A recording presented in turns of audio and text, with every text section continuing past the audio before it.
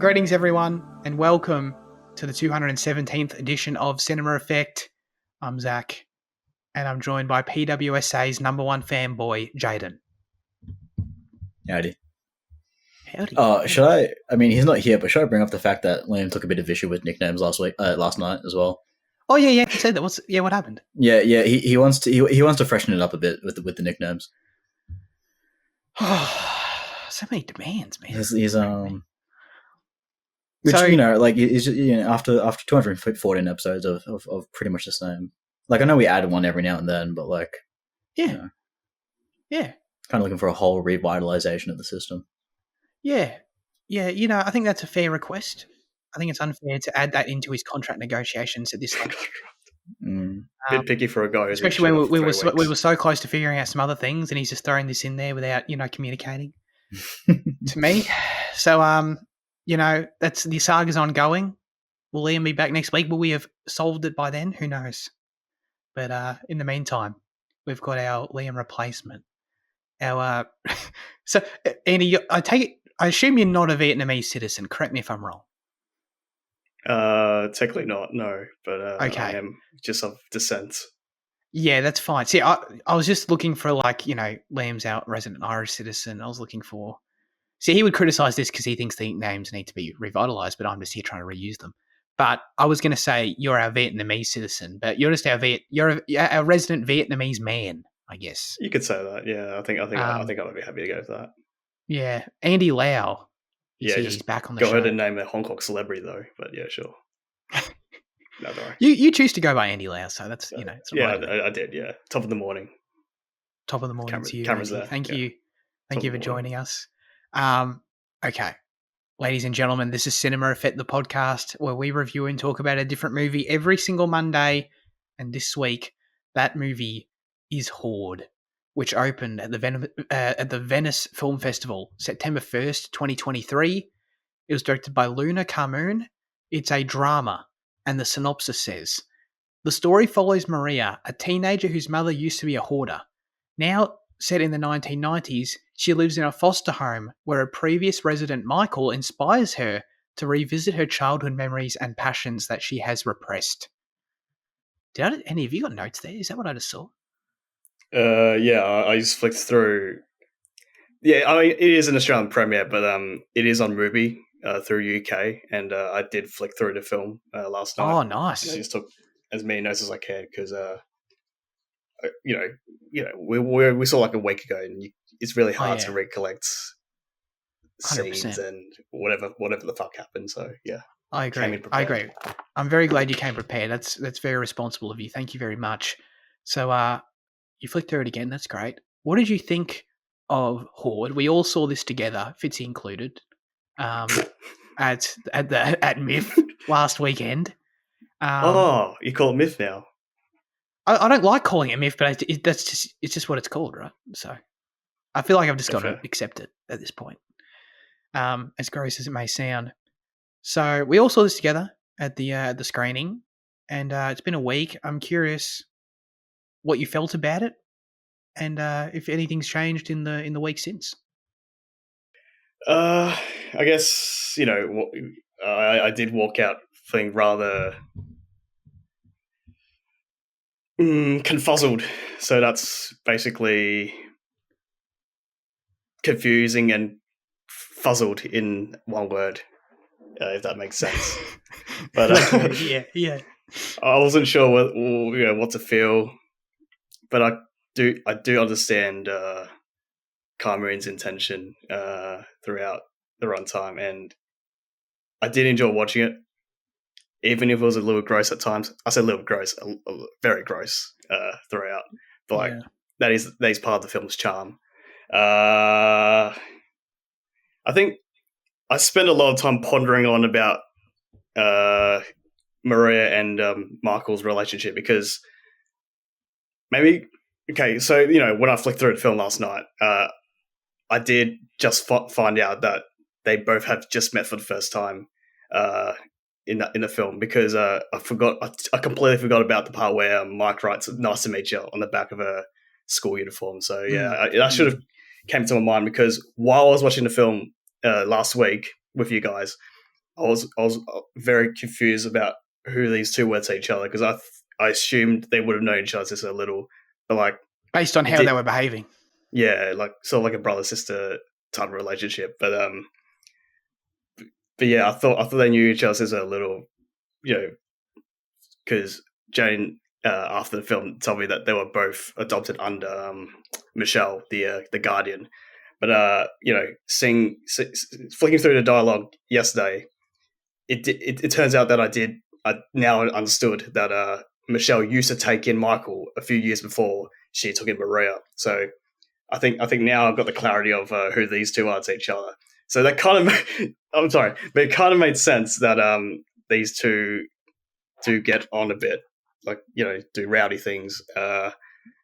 Sometimes it was maybe rather sensual. Wasn't sure how far they will push it. Maybe to erotic territory.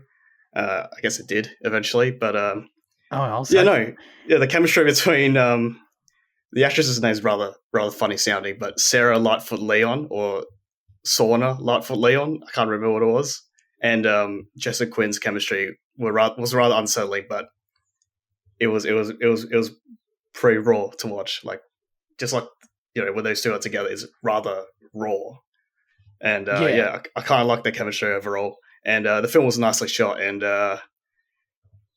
I think I can accept that the film is really disgusting, but in a very charming way. So yeah, that's my takeaway for Luna Carmoon's feature debut, Hoard.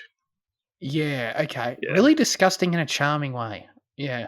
It is rather disgusting in a charming way, but I think it is the main appeal, and I think it nailed it at the same time. And sorry for clarifying about my confusion with the two characters' relationship. I just needed to clarify with you. I just need to tell you guys about it, because I did come out the film looking confused about who they were to each other. Yeah. Don't worry, mate. I was so confused this whole movie, and that's why I wanted fucking Liam here, so he could explain it. Well, is it because? Wait, were you confused too? Is that what you mean? Not that I was confused, but like I just didn't want to be the one having to explain it to you. I wanted Liam to be the one explaining it to you. Your fate is sealed, mate. Your fate is sealed. Okay. I looked through the film last night. I think I know it now. So you don't have to explain it all, Liam. So we're fine. Yeah, we're on fine. You guys are both gonna help me then. Okay. No. I've been dreading this all week, man. From the second we walked out of the theater. Oh, okay, good. I wasn't the only one. No. So overall, this movie wasn't for me. As I was watching it, I was mainly bewildered and confused. And that kind of experience just isn't really up my alley. I respect it as a piece of art for sure. I really do. Like, I think Luna has a lot of talent. I want to see what she does next for sure. I would have loved the Q&A after the film with her, because I had so many questions. The one that we were told would occur. Yeah, false advertising, 100%. Maybe we can do a class action, I don't know, against MIFF, and take all their arts money for ourselves. That'd be great. The thing is, I was just so confused watching it that I really couldn't find anything to grab onto. As a result, I didn't like any of the characters. I didn't understand what I'd been watching the whole time, right until the end. And not in a satisfying way for me. So when there wasn't something clearly shocking, there were obvious moments in the film we'll talk about where it was like, well, that's pretty memorable, that's pretty shocking, that's pretty, it's pretty visually abrasive in some way. There's moments like that in the film. When those aren't happening, I was just a little bit bored, and as a result, outside of those big WTF moments that do happen, I found the film, just hasn't really stuck with me this week. I haven't really thought about it since we saw it. But in that way, I'm glad we're doing this, because this is making me think back on it. And it does feel like a film you have to see with people and talk about. If I'd seen this goddamn movie by myself, like if I watched this movie, if this movie was on Stan, hypothetically in like a year or whatever, and I just threw it on one night and watched it, first of all, I probably wouldn't finish it. Second of all, if I did finish it, I'd be like, well, I'm never thinking about that again. So I'm glad we saw it together and we can talk about it, because at least that way I feel like we'll get some value out of the experience. At least that's sort of my view. So yeah. Oh, Andy wants to interrupt Jane. Oh no! I just wanted to add in what Zach was saying. Did you feel like the film took ages to finish? towards the third act because I kind of felt the same as I kind of felt that way as well. Like, the story just progressed in a very, I don't know, felt like a very unconventional way to me. Well, like the first act with her as a child, that made sense in terms of progression, and then we jump and we get the time jump, and then I don't know. Then I just felt like I don't know where the second and third acts even are in this movie at all. Like maybe I could go back and rewatch and maybe find something, but it really felt like there was a first act, and then there was just the rest of the movie, which like I had no sense of structure to at all until I realized. Oh, like there was a clear moment at the end when sort of Maria's arc sort of wraps up, when you're kind of like, oh, okay, now I'm watching the end of the movie. I get that. I get this is clearly the end now. But then anywhere in between there, like that, whatever it is, probably hour and a half, hour and 20 in between, I'm just kind of like, I'm don't know where I'm lost. I'm lost right now. But anyway, Jaden, what do you think? What do you think?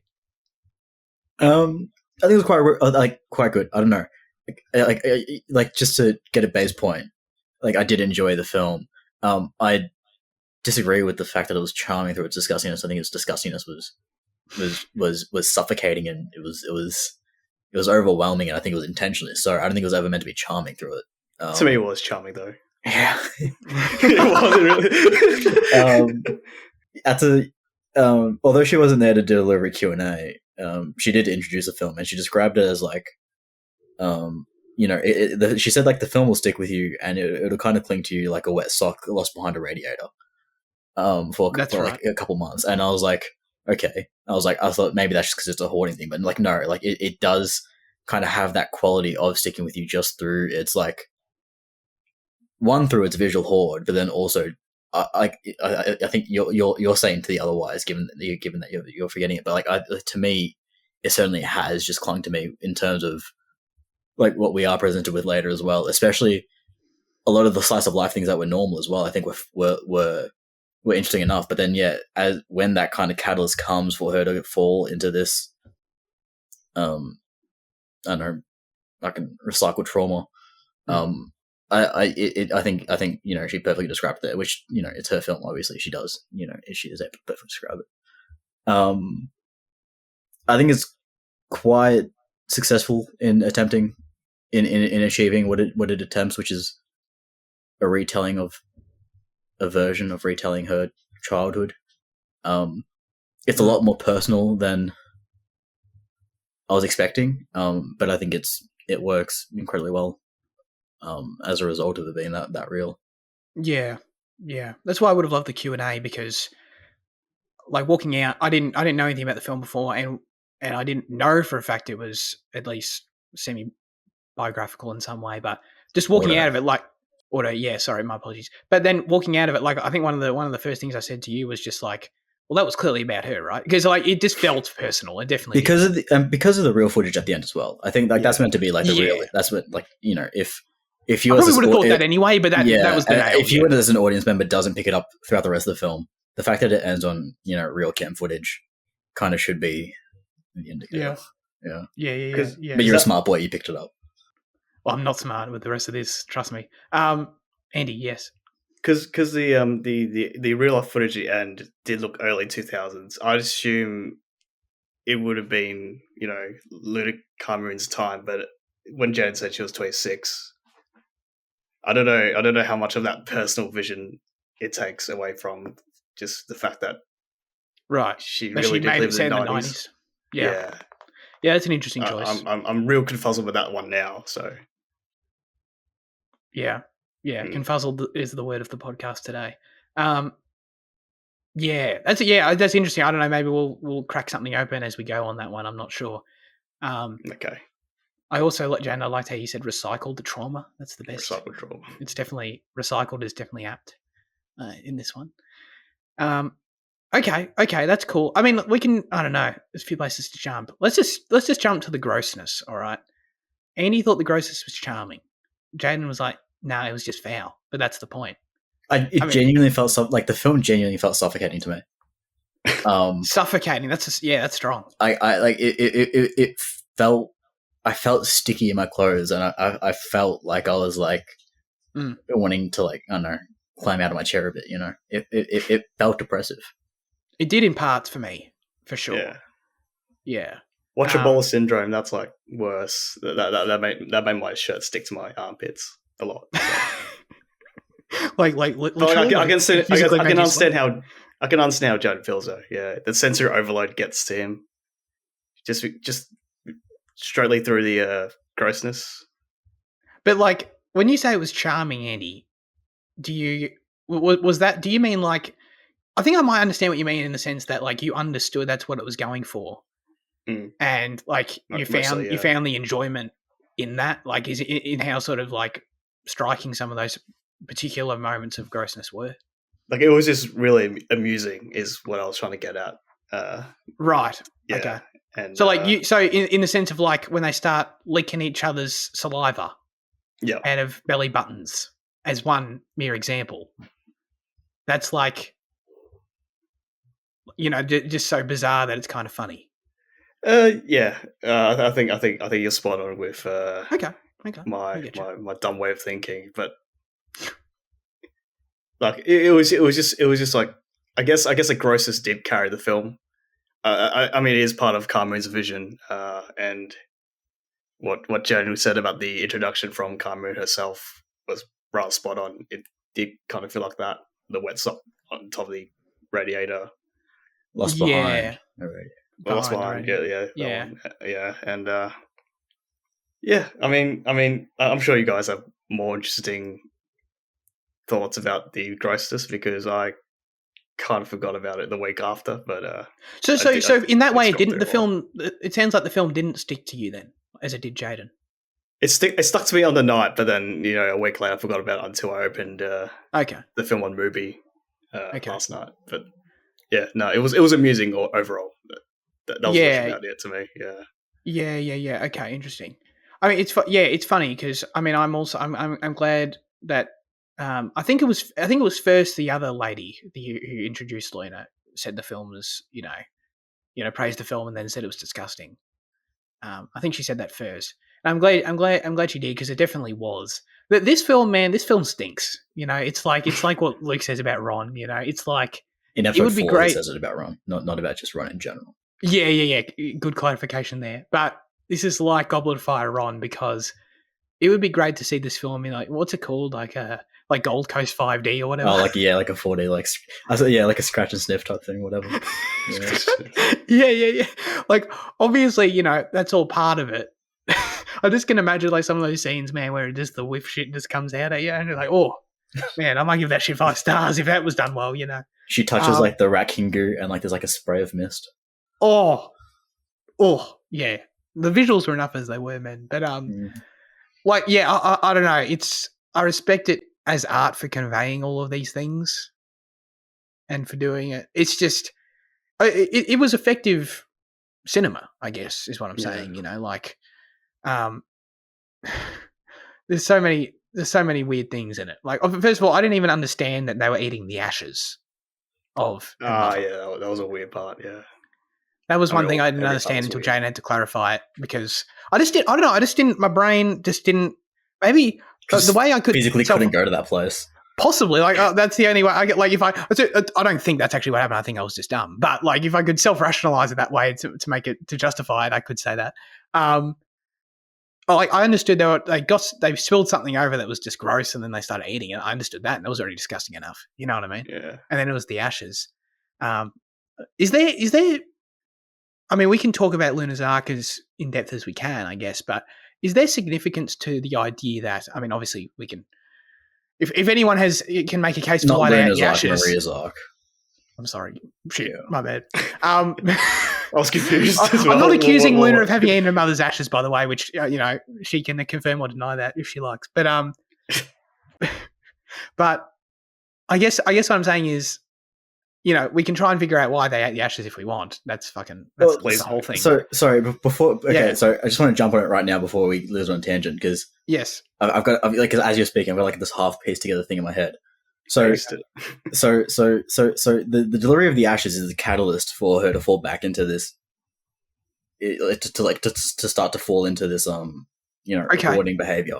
But specifically, It's the idea that it's because she thought her mother died years ago, but it's this fresh idea of it's this fresh introduction of death and the physical manifestation of it in her hands, right? And so she eats her mother's ashes. So she's taking, but like, you know, as like a physical representation of taking on her mother's, you know, qualities. Whereas we usually, you know, it's the mother that smothers the child, but now she is consuming the mother, you know. Yes. Yeah, that makes sense. Sort of.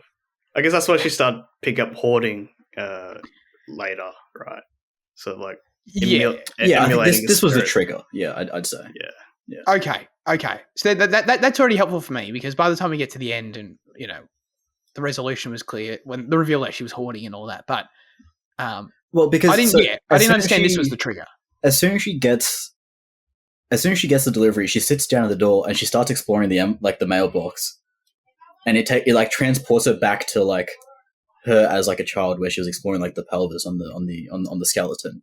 So she immediately gets like shot back to that like childlike state. Yeah, I don't want to say catatonic. I feel like that's the wrong word, isn't it? Was that the whole incident with the hand through the mail slot on the door?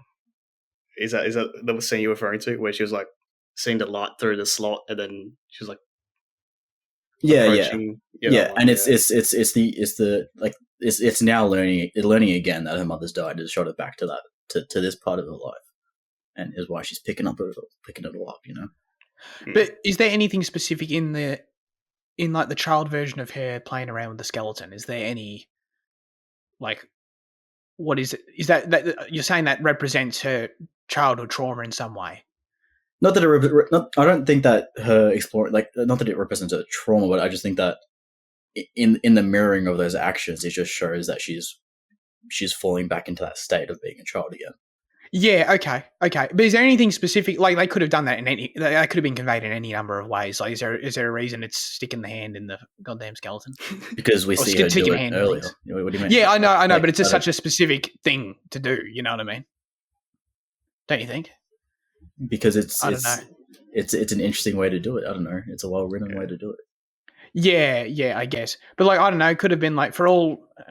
It could have been her like having a particular piece of food or something. You know, it could have been literally anything. It could have been like, when she was young, she used to play soccer, and now she saw a soccer ball. But know what I mean? But the film shows us her at a young age touching the skeleton in an exploratory way. And then it shows us her doing this again later. Yeah, I get that, but it's like... the film doesn't show us her playing soccer, and it doesn't show us her eating food. So it can't do that. I get what I'm asking is that what does her as a child exploring that skeleton in that way tell us about her as a character? Well, I don't know if that does show us anything. It probably does, but I'm just too dumb to pick up on that. It has to. But that's not my point. That's adjacent to my point. Yeah, sure. I'm just asking if we have any thoughts on that. You know what I mean? Like, I don't know. It's her mother's quality of like finding interesting things and picking them up. Maybe she's just exploring it, seeing if there's something interesting there. She's probably obsessed with the human body's insides, I guess. That's what I kind of thought there was something sexual about it, personally. I think there was something sensory about it. Okay. I don't know if there's something sexual about it. Yeah, okay. It was good visual poetry, nonetheless, through both of those parallel scenes, or moments that Jane mentioned. Sticking hands in things, man. Yeah. But like, it's grasping. She does it multiple times, bringing back things from her childhood. Like it's like an established thing that she does. Sorry, you keep going. No, you go ahead. The thing with the chalk as well is also something that she got back from her childhood with the coloured crayons. No, chalk. Yeah. And the further she falls into this state, is the more suffocating it gets, and the worse it gets. Like, by the time that she has sex with Joseph Quinn, you're meant to feel the same way that she does when she got flashed when she was a child. It's meant to feel, because I just read in an interview that like they use like the same lighting and like the same like pulsing light, so like it's meant to be like an echo of that. So like, you know, like regardless of if you think the skeleton is meant to represent something more, like it's one of the first things we see her do, kind of. So it's kind of just the start again of that. maybe it does do something more, but they start with that because that is what she starts with as well. Yeah, and you don't see it coming until she grows up. Is it more like a thing where a child just zones out, really? Then that's the sort of thing they are reminded of. It's discovery. It's a sensory discovery. I don't know. Probably sounds like that. Yeah. Well, is that what, like, you know, when as a kid she first? Another example of this is like the whole. So, God, I can't. It's so gross. I can't even really remember exactly what it was. It was she's combined her spit with something and then ate it. Yeah, that's something from that's something from another movie. That's something from the Tin Drum that she saw on TV. That she was watching. Yeah. It might be like a sherbet thing or something like that, I guess. So is that something? So is that something like people have? If it's in that other movie or whatever, like, is that something people have done or do or did? Did you say Tin Drum, Jen? Yeah. Like the movie Tin Drum? Yeah. Hold on a sec. Hang on. It's here somewhere. Is that the origin of it? Well, yeah, and like I think Luna was saying, like, I think in one of the other interviews I read, I think she was saying that like people were discussing at that in the British viewings, but like it's like she was expecting it to play better to a European audience. So maybe it's not a British thing, maybe it's a European thing in eating the sherbet that way, or whatever the fuck it was, you know? Right, okay, because that was so bewildering. Yeah. So does it happen in this? In this film, are we going to see that scene in this film? Should, yeah. Yeah, okay. Glad I have it then. I'm pretty sure that's what she mentioned when she was saying like that's where she got it from. There you go. Check that out tonight, Andy. The Criterion copy as well. Nice. Yeah, there you go. Yeah. Well, okay. It's maybe. Yeah. Okay. That's interesting. Maybe as a European viewer, like that rings some bells or it has some resonance in some way. For me, I've like had no idea what was going on and was just like, that is just foul. Like I was just so confused by it. So then by the time like it comes back later, like I guess it didn't really, I understood it was something she did when she was younger and she's doing it again. And that's like, you know, the recycled aspect of it. I understand that. But like, as I was watching it, I was just so bewildered by it even the first time that might just be a cultural issue with me. It is still meant to be a disgusting thing. Yeah. Okay. I think it is still meant to be, because like, I think it is still meant to be disgusting, but it's not meant to be like so abnormal that it's out of the realm of senses. Right. It is on the edge of it, you know. Right. It just played as so foreign because I've never heard of it. It was just played as so foreign to me that it sort of just confused me more than I think Luna would have intended. But I mean, in terms of just being, no, I don't disagree. I think she probably, if you would ask her, I think she probably thinks it's disgusting too.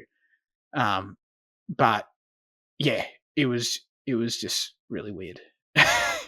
But this doesn't even begin with like the whole relationship between Joseph Quinn and Maria and like how weird that shit was. In terms of stuff to try and wrap your head around in the film and everything, I didn't understand. I don't even know if there's much hyperbole. I didn't understand anything about Joseph Quinn's character in this movie. I didn't understand why he did anything, why he behaved in any way, it made any choice he made in this movie. The film was bizarre enough before the character interactions between him and Maria started. And I'm just like, I just couldn't form any opinion on his character either way, other than I was just so baffled by everything that, especially that they did together, you know. There's obviously, you know, the scenes that are meant to be, you know, funny or, you know, scenes that are obviously meant to stand out, you know, when they're like, before they have sex and stuff, but obviously, like, you know, when they start, like, what were they doing? Like, rolling around on the floor and, the bullfighting. Bullfighting, yeah, that's exactly what the one I was thinking of. That was fun. Right, exactly. Like, it's visually looking at it, it's like, oh, that's goofy, haha. But it's just like, I still have no idea what any of it meant, but. So, like, I want to kind of be careful here because, like, depending on how real it is to Luna in calling characters evil and all that. Okay. Yeah. For one, I think her mother as a child is a terrible, terrible person. To allow your child to live in that state is terrible. But like, I don't think Luna fully agrees with that standpoint because I think she shows through a lot of later stuff is that the love is more important than that. But then with Joseph Quinn's character, I think he is meant to be a terrible, terrible person as well. But at the same time, like, you kind of need to empathize with him to a point, because like what their relationship is. So he talks about how he was a meth baby, a cocaine baby. What was he? Meth baby, I think. The fuck? He was a meth baby. So like, oh, wow. When Michael comes into Maria's life, it's this, at the same time as you have this catalyst of this reintroduction to death, he then feeds it as this kind of, their relationship kind of feeds each other, where like, I think she represents like a missed portion of childhood that he finds playful, and that's why he craves her, because he has a meth baby that then moved into a foster house, lost it, and then, but I think him in indulging that feeds a lot of her grief and digs her deeper into her thing. So I think that's their relationship of childhood grief and feeding each other. Interesting. Okay, I like that a lot. Yeah. Okay. So when he walks in and he meets her, it's like this. Yeah. Okay. It's like a rediscovery of his own childhood that he never really had in some way for him. Okay. Can we recall anything? I'm just trying to think if there's any particular scene or moment in which like he sort of sees that in Maria. Because probably the first time she crawled upstairs, it's sort of like a thing she does when she's bored, and then she just looks up at. Okay. Sort of walks down. Because so Michelle takes kids on, but only for a temporary amount of time. Like she took on Maria for way longer than what is her standard. Mm-hmm. So I think in him seeing the freedom that she has and the fact that she was able to grow as a child in this loving environment, from the get go, he sees that something links in him that there is a version here of him, right? Almost. So the fact that they were both fostered in that same house is an aspect as well for him. Could be. Yeah. Okay. That makes sense for sure. Yeah, I like that. Okay. These are examples of things that I'm excited to talk about because I just didn't get. So I want Liam here because I want Liam to explain this shit. Hopefully, Liam. I'm sure Liam picked up on more of this than I did for sure. But okay, that's interesting. So then, what's the whole thing then with Joseph Quinn and his fiancée? Because this was also kind of bizarre to me. I mean, okay, first of all, they probably said it. Why was he even staying back at Michelle's when he's has a fiancée and like a house and shit? Might have been like a housing thing. Like they're moving into some place, and then he's just gonna stay at Michelle's. But why is he not staying with her? Because I think when we first meet him, they're meant to be moving into the place, and no one was there yet. So I think it was just them getting the house ready, and then I think there's a portion of the film where he is meant to stop, and he does stop staying there, but then he keeps on staying there for Maria, and yeah, against the wishes of Leah. Yes. So like he's probably only meant to be there for a couple of weeks, a month, whatever, while they get the house ready, and he moves out of his other place, whatever. But then, he kind of gets engrossed in her, and then already I'm kind of like, but wouldn't you spend that time with Leah? Like, no, but Maria's unlocked something in him, and that's why he says, I know, I don't know, but I'm just, if you got a fiance, why are you staying back in a single bedroom with like? In this house of this chick you haven't seen in like 20 years. Because he's just as mentally ill as Maria. Okay, but in a sense where he thinks that's a good idea to not spend the night with his fiance. Not that he thinks it's a good idea, in that it just inhibits his thinking in a way. In that this is what he in this is. I mean, maybe I guess he does think it's a good idea, and that he should be. I guess. Yeah, okay. Sure. Yeah. Maybe in that sense, I needed. Obviously, the film's about Maria. Maybe in that sense, I needed like a Joseph Quinn act, like origin story as a child. Because like, if I look at Maria and him as like parallel characters, they kind of like meet and have all these similarities and things that they unlock in each other. I like this idea a lot. I just didn't get it from the movie at all. I don't know why. I was just kind of like, who is this guy and why is he here? But that's interesting. I like that. So like, I don't know. Maybe there was. I'm not saying I necessarily needed like 40 more minutes or anything, but I think maybe that's what it was missing. I just like. I just didn't. My brain did not understand at all that like these are meant to be like parallel characters in some way that have similarities, you know, with their trauma and their childhoods and stuff.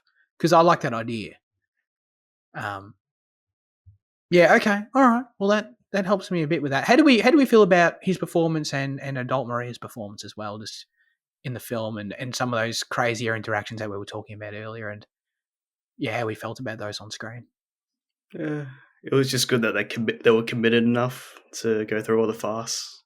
Yeah, they definitely had to be committed. Yeah, for some of that. It wasn't something that was meaningful throughout the viewing, other than you know, you could see that they were just like committing to the bit throughout the entire film. But yeah, as for the characters, it's just similar to what Zach was thinking. They're just not likable. But I guess that might have been the intention. Yes, that is another thing I saw in an interview she wrote. She said that she wants to make films where people are ugly. She likes watching films where people are ugly, and that's something she wants to achieve in hers as well. She wants to make disgusting. Well, she said a few things actually about making disgusting and ugly things, but she said she wants to make disgusting things that 14-year-old her would watch on Putlocker after school.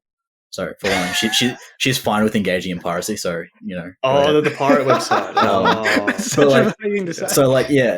But in terms of ugly people, weird people, disgusting things. Like her intention was to make these people in a bad state, and you're meant to see them and witness them, and you're meant to, you know. Right. Yeah. I respect that. Would that mostly be like a trademark for kitchen sink films in Britain, or like just like all characters that have like an ugly side to them, or meant to have an ugly? She did mention the films, but I didn't take. I can't remember what they were. I can't remember if they were British films or European ones though. But yeah, she didn't have a bit to say across her interviews about British films and the state of it.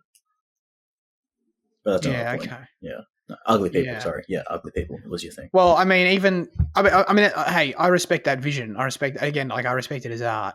Like, it's just, that's just another aspect where it's not for me. I'm personally not so interested in watching characters, quote unquote, piss like a horse, as happened in this film. You know what I mean?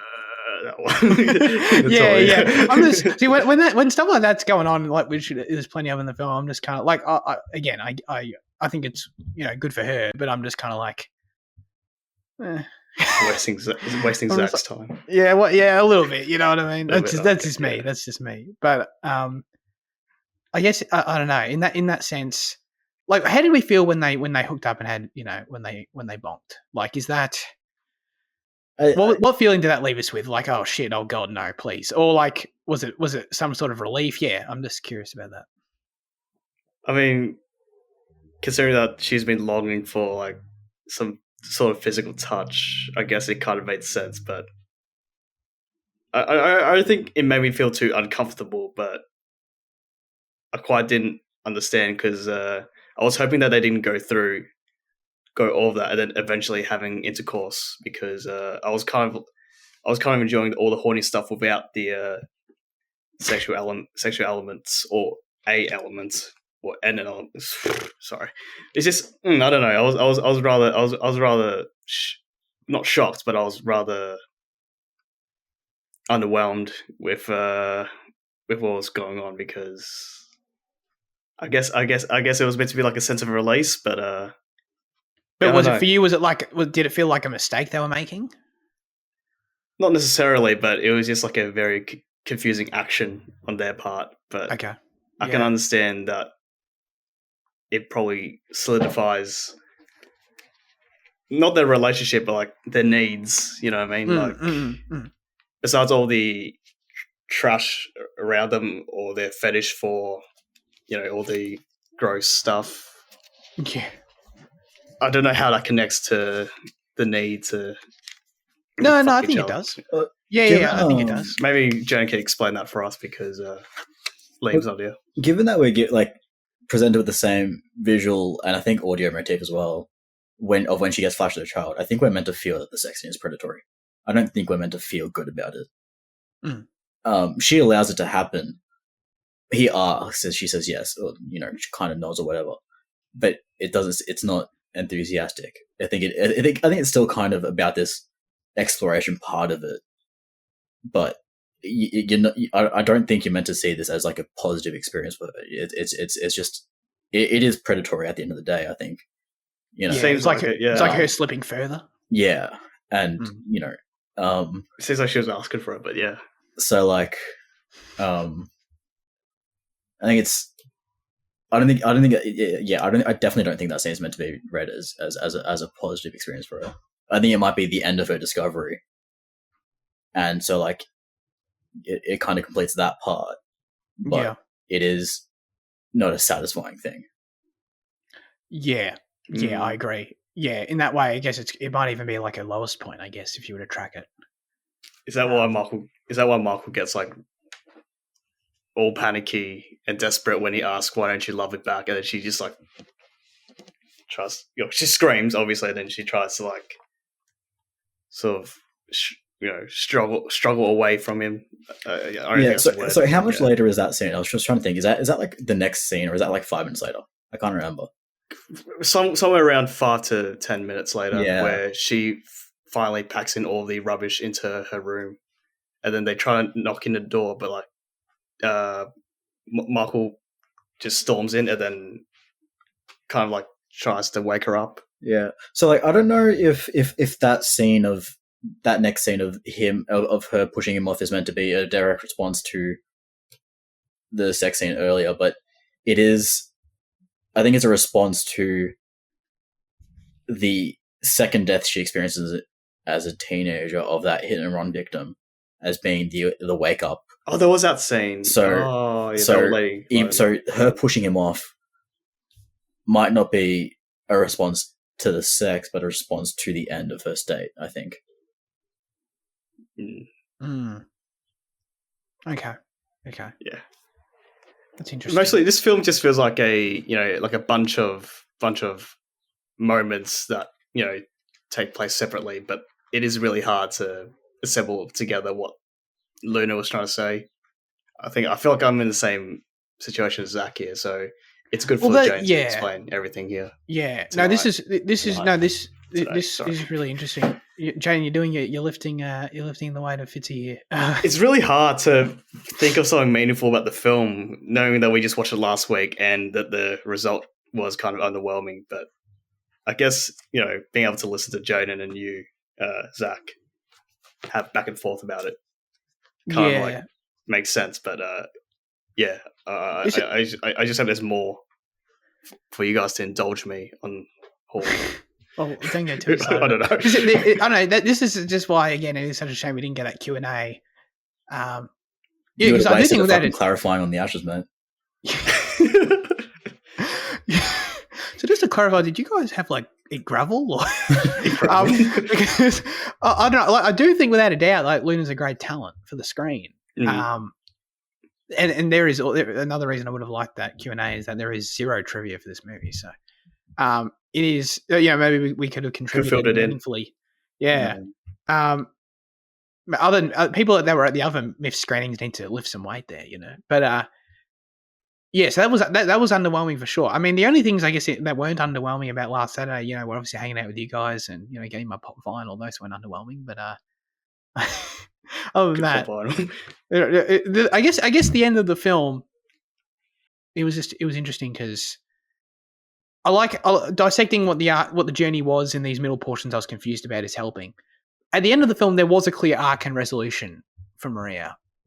Like in terms of confronting her past, it came with the reveal that she was keeping her own hoard.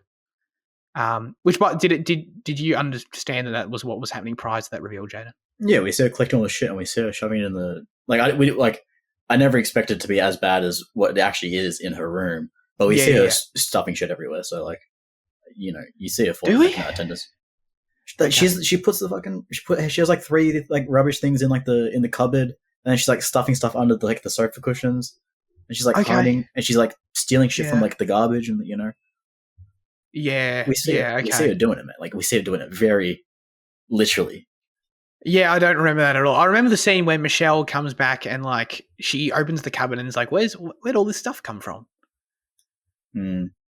But that's actually another interesting thing that I didn't really think about is the fact that Michael's a rubbish collector.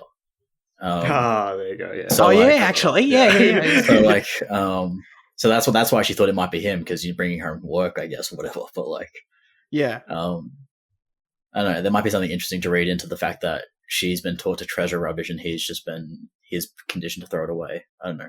Might be something. Yeah. No, there's definitely that's 100%. I agree with that. There has to be. Yeah. I mean, I only just speaking to when I was watching the film, there was only a realization on my part that there was an arc at all when it became like right at the end. You know, and this is what I was talking about. Like when she holds her stomach. When does she do that? No, she's watching the fireworks from the trash heap, and she's holding her stomach. You know. Oh yeah. She's keeping her baby. Yeah, that's right. No, that's cool. No, that. But then more so like because I didn't understand when the reveal of that she's keeping a hoard in her room. Oh, that one. And then like let's all they come to Michelle helps her and they get it all out of there. Like that was like, oh, okay. She's like moving on from her trauma in some way, like from that cycle that she's been in, or that was re-triggered by the ashes as I've learned today. So, okay, when that happened, I'm like, oh, this is a resolution to an arc. I get that. That's cool. But it was an arc that I didn't understand I was watching until like that was what was kind of disjointed about it just as I was watching it. Just for me personally, I was like, well, there's clearly an end here that I didn't understand there was a beginning really. I don't know. I just couldn't see the forest for the trees, but this is helping, and I think a rewatch would help as well. Just in that sense, like the main part, the introduction to the film is the main part that, as an establishment of her childhood, I think was effective in doing its job, and that was the part I understood the most. Before the right at the end, right? Oh, sorry, I didn't want to brush over that. That's actually a good point about her keeping a child. That feels important as well, but it's going to be Joseph Quinn's child, which is like, I don't know how I feel about that, particularly. Damn. I mean, Jude Law. What do you mean? What's wrong? Yeah, mini Jude Law. Jude Law. That's right. No. Yeah, he pops out and becomes Jude Law. I don't know. I don't think that works age-wise, but maybe you can get a sequel. But I did actually like the first act a fair bit. It still had its own sort of. The dynamic between her and her mum was confusing in its own way, but in a different way to where like I was trying to understand it as I was watching it, and I feel like I kind of it was in like the actual character's choices in terms of. Yeah, sorry, yeah. No, you finish. Oh, I guess. I feel like the same thing happens like 3 times with her and her mum at the start. I'm going to forget the details, but. They have like, as far as they have like 3 mini sort of falling outs in the opening sequence, where they're sort of getting along great, and she seems like a great mum. Forgetting that they're living in a hoard for a minute because that's its own thing, obviously. But like just in terms of their relationship, they sort of seem like for all intents and purposes, her mum seems like a fairly well on the surface functioning person, happy enough person, positive enough person. So these are all interesting aspects to it. It wasn't like.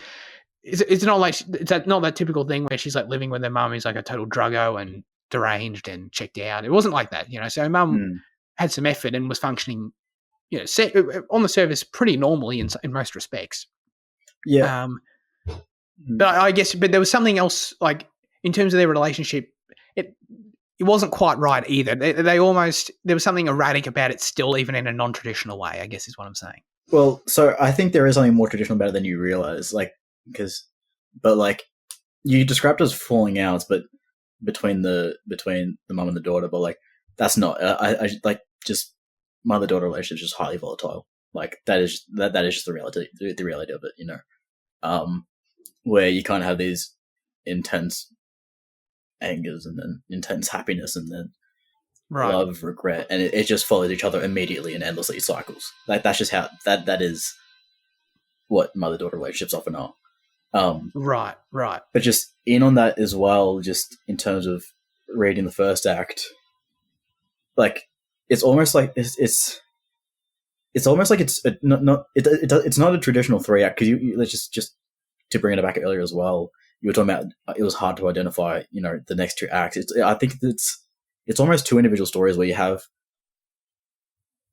Do you remember that chart we saw in media where it was a simplification of storytelling where you have your start and you have your rising tension, all this, and then you have your climax, and then you have your relief. It's almost just two of those, where you have a mini one at the start for her childhood, and then and then the next portion is all that. So usually a traditional film, your three acts is covered by, the intro, the rise, the climax, and then the resolution. Whereas this has two of those. So I think that's where you're losing that. Yeah. I agree with that. Yeah. Sorry, you were talking about relationship with the mother and stuff like that. I did have a better way of linking that in my head, but I lost it as soon as I started speaking. Oh, no, that was really interesting what you said about mother-daughter relationships. I would have zero insight into that because I've got no sisters or anything. Yeah. You were going to say something meaner than that, I'm pretty sure. No, it's just because, you're both brothers. Yeah, I mean, you're brothers. Yeah. So I didn't pick that up at all. So that's really interesting.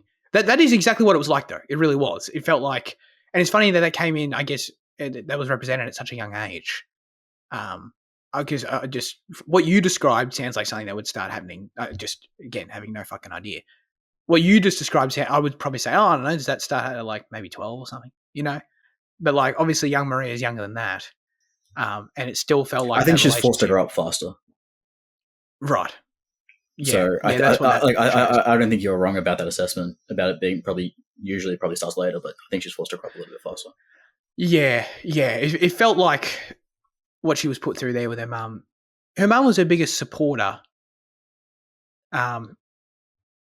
That's what was interesting about it,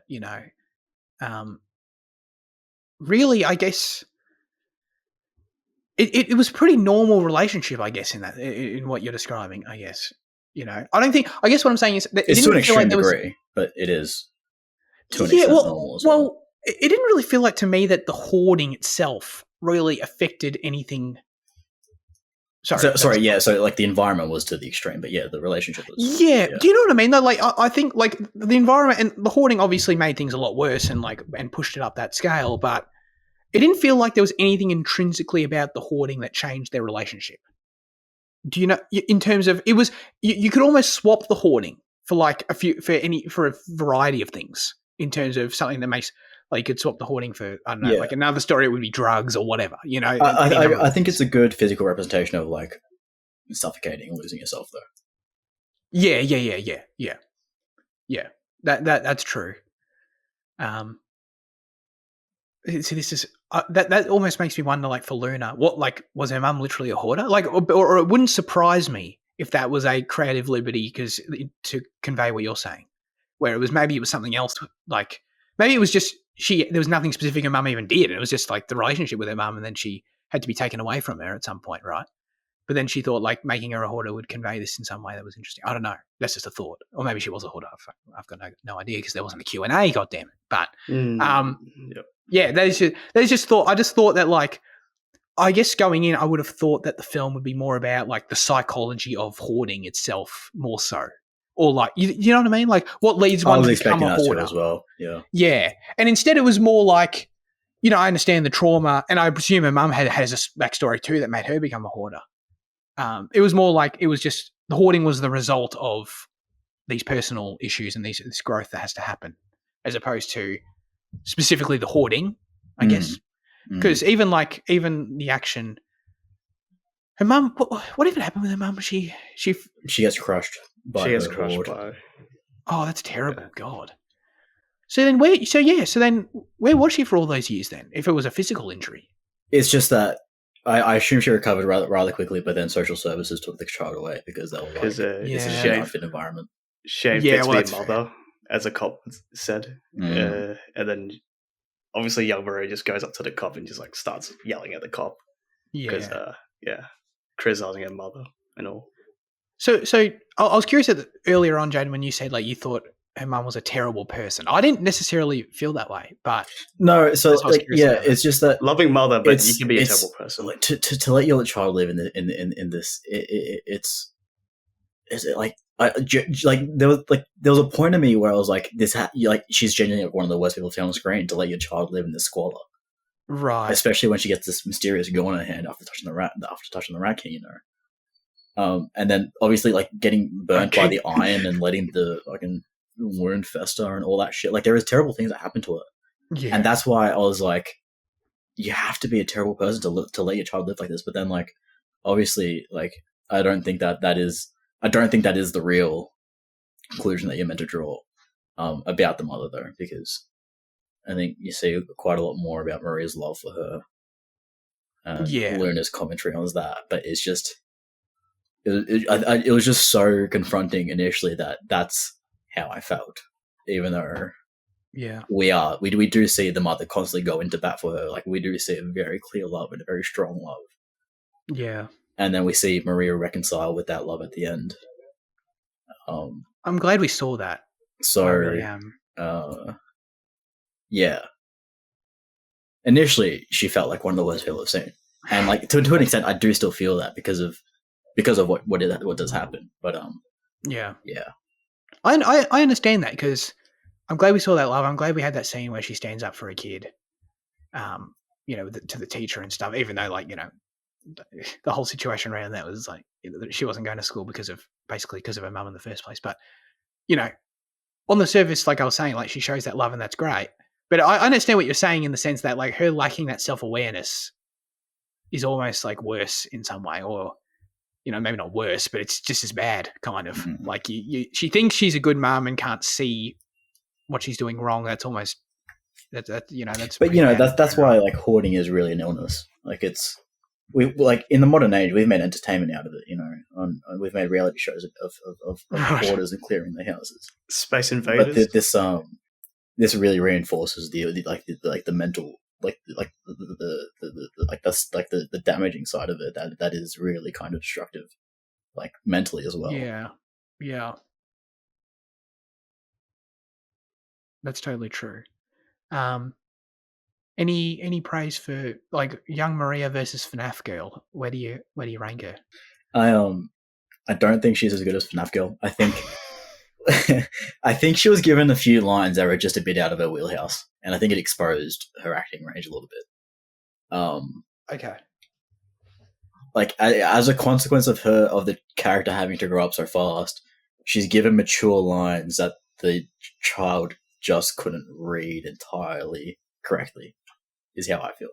Okay. I think she gives a very solid thing, but I think you expose yourself just a touch. She exposes herself as being, an actor. Yeah. Just in the script a little bit, that's fair. Like very strong still, but yeah. No, that's a fair point. I thought you did a good job for sure. Any thoughts on the? Oh, yeah, so hang on. On her best friend. Any thoughts on Maria's best friend? Yeah, I thought she was fun. I like when she was introduced. I thought that the story was going to take a completely different route and just kind of be like this whole like kind of story about girlhood. And I was like, oh, I'm definitely the wrong audience for this. Then if this is just going to be about like. How about like the relationships with your best friends and kind of growing up in this kind of age, and then the troubles that come with being a teen and out of school. I was like, oh, okay, so we're out of the hoarding. We're just going to be talking about girlhood. But then obviously that goes away. But she was fun. Yeah, she represents a real strong light, and when she gets taken away, Maria falls to darkness. Yeah. I understand that. Nothing against the character or the performance or anything, but like, I think from like just to what you were saying about if it were about girlhood, this wouldn't be for you. Like, she's just the kind of person. Like, if I knew that kind of person in real life, I just would not like you. What, British people? That's all they. Just that kind of person. I don't know. Just that kind of personality. I'm just kind of like, yeah. But it's just that part where she found out she had to move away from wherever they're living in because her father made her do it. Like that's when Maria sort of loses a friend from there, and then she starts picking up these childhood habits where all the goo or the rubbish, she just yearns. I don't know if that kind of makes sense, but like I thought that might have been like the little trigger where she starts missing company in her life until obviously Michael somehow gets involved, and Yeah, I don't know. I don't know. way. I don't know if that makes sense, but like, it's just what I kind of picked up on with the best friend's contribution to the narrative. I feel like you'd appreciate. I think we all would, but I think in particular, Andy, you'd appreciate some of the visuals in this film. Was there any particular standout shot or way that something was conveyed? We already talked about, some of the lighting and stuff that they used to call back to childhood and stuff like that. But were there any sort of standout visual moments for you in the film? I think cinematography would have to be the standout aspects of just Luna's entire film, because there were some nice visual poetry just sprinkled throughout the film, especially the opening shot where we get the trolley just twirling around for like at a rapid speed, and there's just like kind of feels like one of those insert shots that you see from Nolan's Oppenheimer, but it's not quantum physics related, but it is right. Nice to watch. And just like there's like two standout bird's eye shots. Like the first one where the crane just pulls back to like sort of display their living room with all the hoarding mess and just a television box centered on that side, top notch, and then bang, title Hoard. And then the other bird's eye shot of the bathroom where they're just both lying down, blue tint.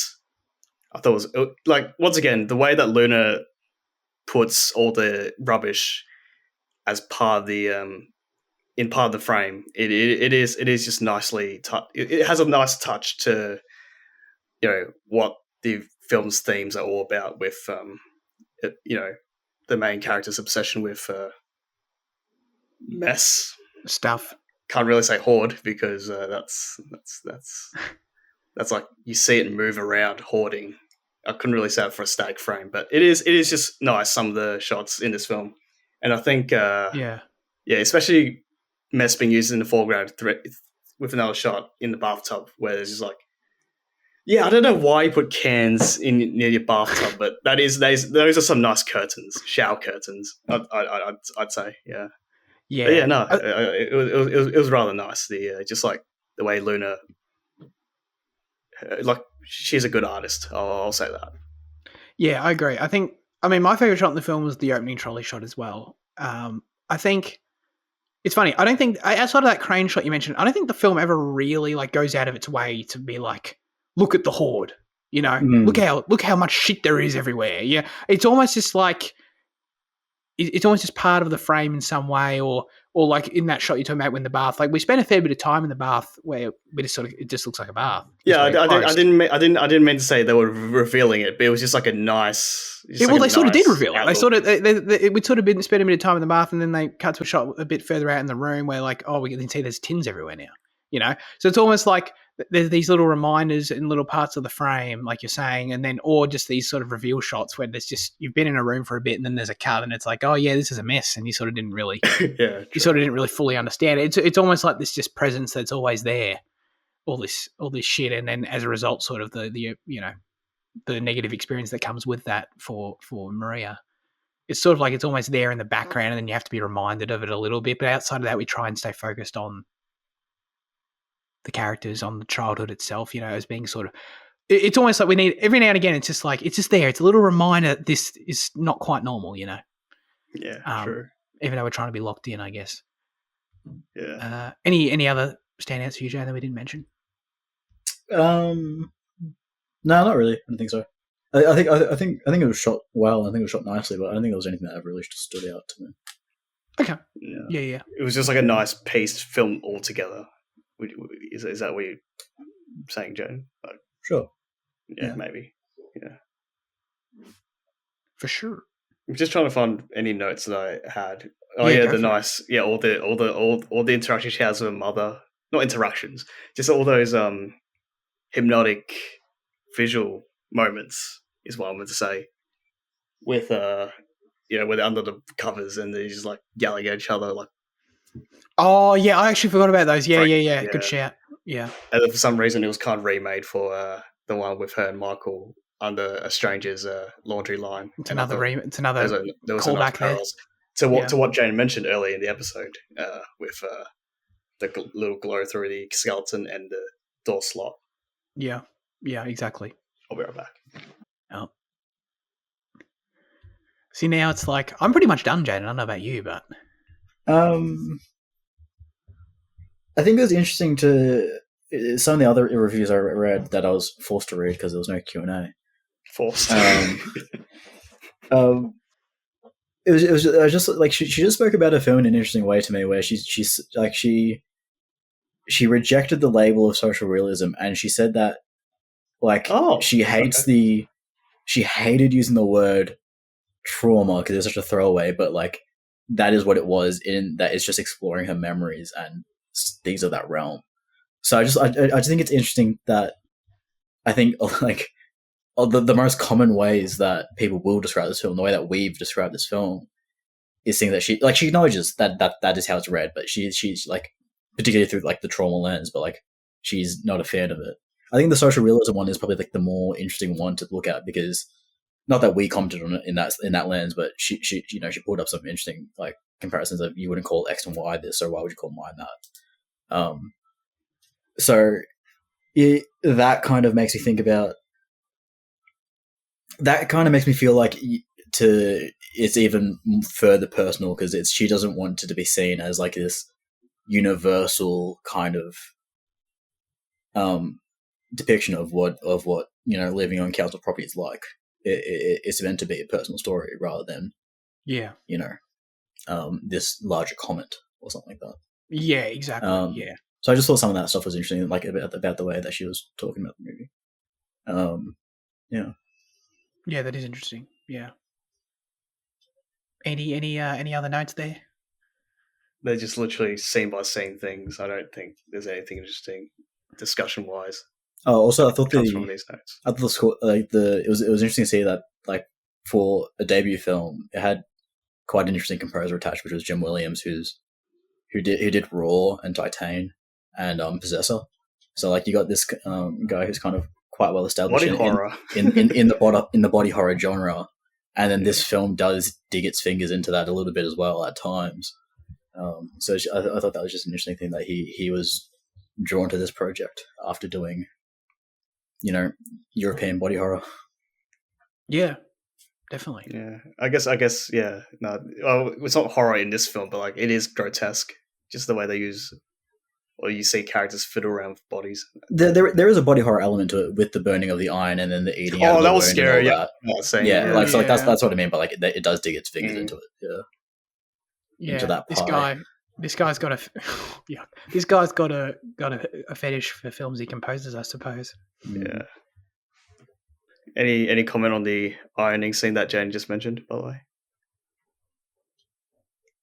I can't even remember when that happened, to be honest with you. It was like a weird cross cutting between, them just like running outside, and then it comes back to them just like getting ready for the iron, and then when Joseph Quinn irons her.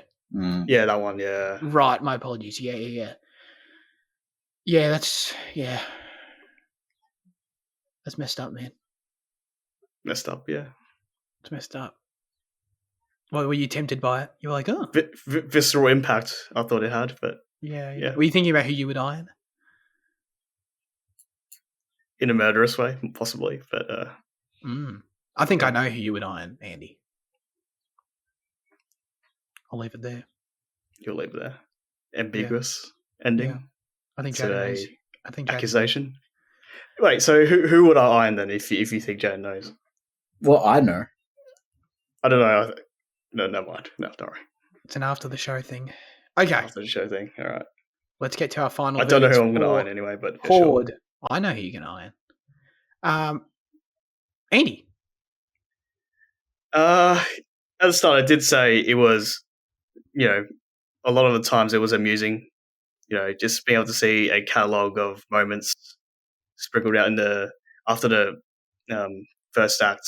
I know Jane said there isn't like a literal beginning, middle, and end, but it was just intriguing to see all the catalogue of scenes taking place in Mirai's life. But I don't know, nothing came together meaningful for me. It was just like, it was somewhat engaging to watch. Like I was not bored at one point, but I did feel like the initial establishment with her relationship with her mother at the start was a lot stronger than just the rest of the film. But I think that's just a me problem. I don't think I'd really contribute enough to this discussion. So I hope Luna isn't listening to this episode. I didn't really contribute to this as much as I wanted, but it was just nice listening to you guys have these interpretations that I never had walking out of the film, especially that I was really confused about whether we're supposed to focus on Maria and Michael's relationship or who they are as a parallel character, as Jane has immensely established. Probably at the start. I don't know. Yeah, I'm probably going to give it a 6 out of 10. I really liked how it's shot, scored. I think Luna's direction is, present throughout the film, but I just had nothing to connect with. In terms of like sensory viewing experience, I wasn't feeling that sticky, but that's kind of what I meant when it was charming, but not sensory enough for me. So I'll just leave it there. Okay. Yeah, fair enough. I was going to slap a 4 on it. I'm going to slap a 5 on it. I think this conversation's helped me a little bit. Just understand those portions I was confused about. But yeah, overall, it didn't really vibe with me overall. Unlike Annie, I was bored at some point, so that's probably what pushes me down. But yeah, I think it's a well-made film and it has memorable moments. But yeah, I don't know how long it'll really stick with me overall, but I did enjoy this discussion. Jaden. I'll slap a name on it. I did like it. I did like quite a lot, and I liked reading into it. I liked thinking about it. I was talking to Liam last night about how I felt ashamed as a viewer of films because I feel like I've been lacking the critical lens. So the fact that like the critical lens is like the analytical lens rather, not critical. I feel like I've been lacking the analytical lens. So I like being able to look into this film a bit more than I have, with other films that I've watched recently. You definitely had a lot of that actually for this episode. I tried to. More than I did. Yeah. Zach was asking a lot of questions and you responded well, I thought. Responded well. You analysed well. Sorry. Peer assessment. Peer assessment.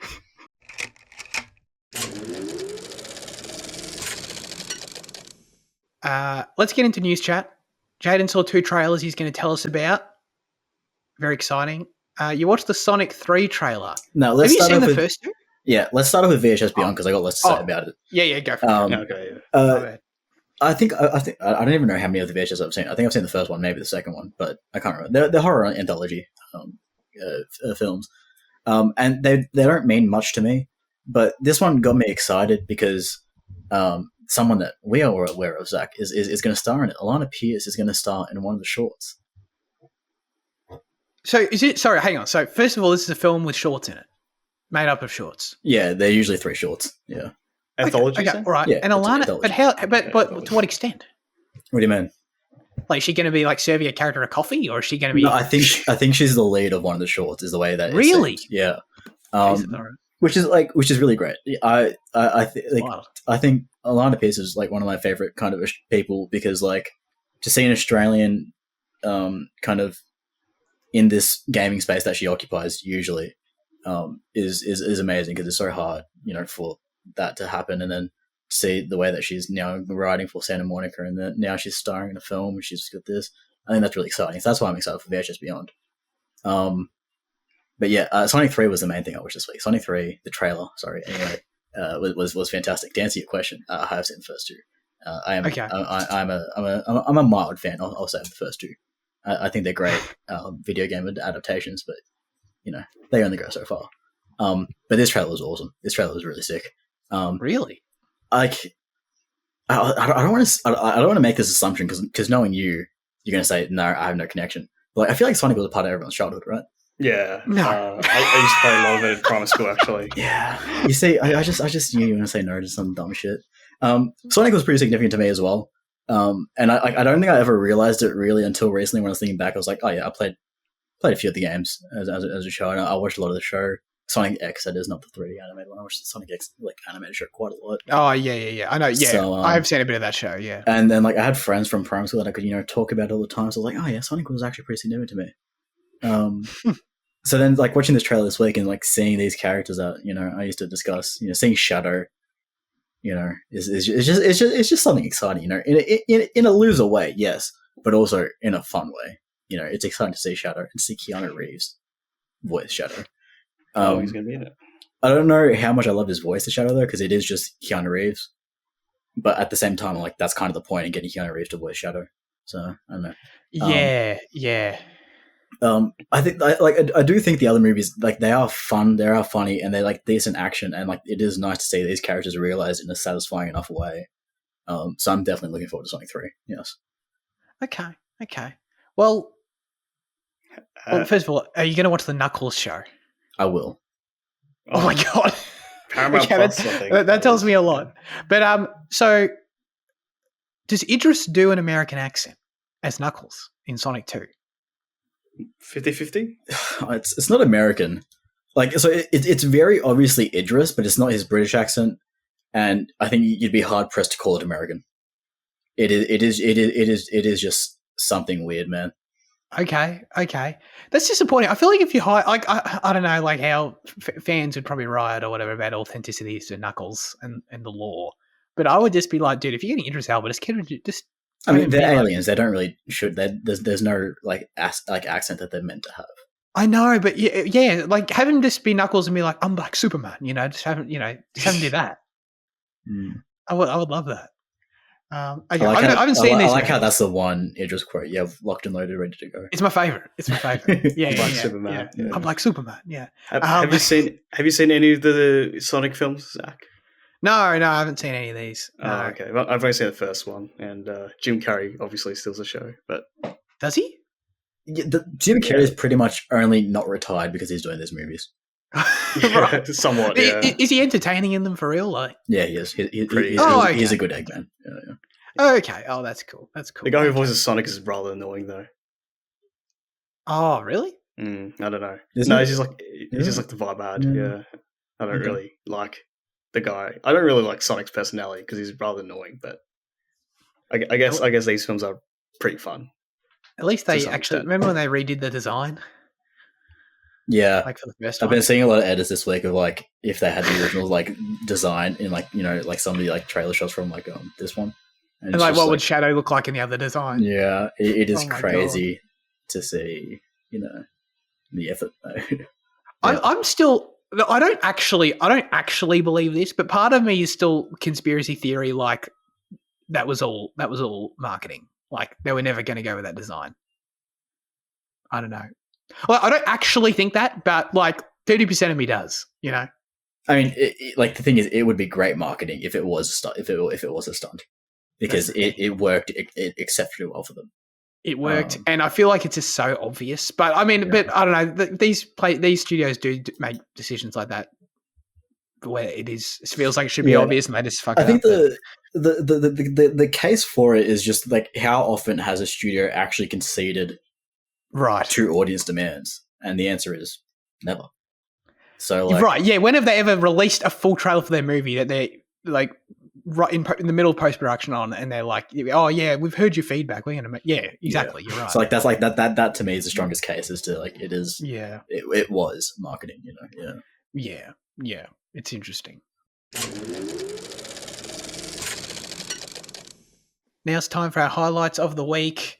I once again have to forfeit this week, unfortunately, but Andy, I want you to tell us about what you've been watching. I don't know. A lot, but choosing one's really hard. But I guess I can go with hardcore since it's probably accessible for you guys because it's an American film, obviously. Directed by Paul Schrader. It's basically the film's just about a father who's a very Christian, he comes from a Christian family, except he only lives with his daughter.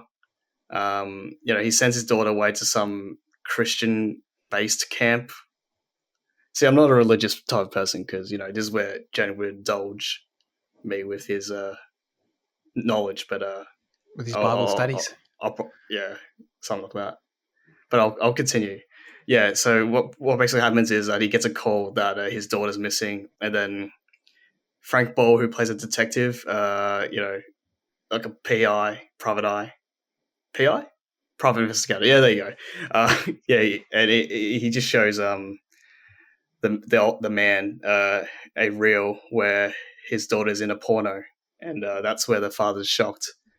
I don't know if you guys seen the poster, but it's a really meme worthy poster where it just says, "Oh my god, it's my daughter," and then there's just like a picture of the dad reacting like this in the corner, and then obviously hardcore on the bottom. But yeah, no, I really love the film. Like, I think I'm starting to getting a liking for Schrader's work. Obviously, because I haven't seen The Card Counter or First Reformed.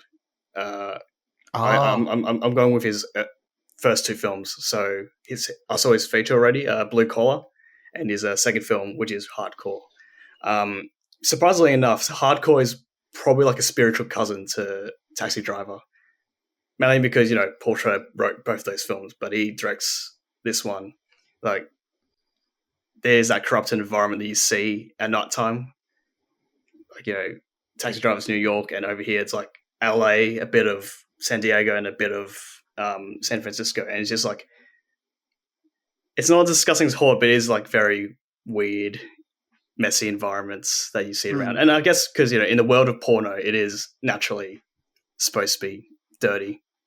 And the night shots were both captured by Michael Chapman, who did do the cinematography of both films, Taxi Driver and this one.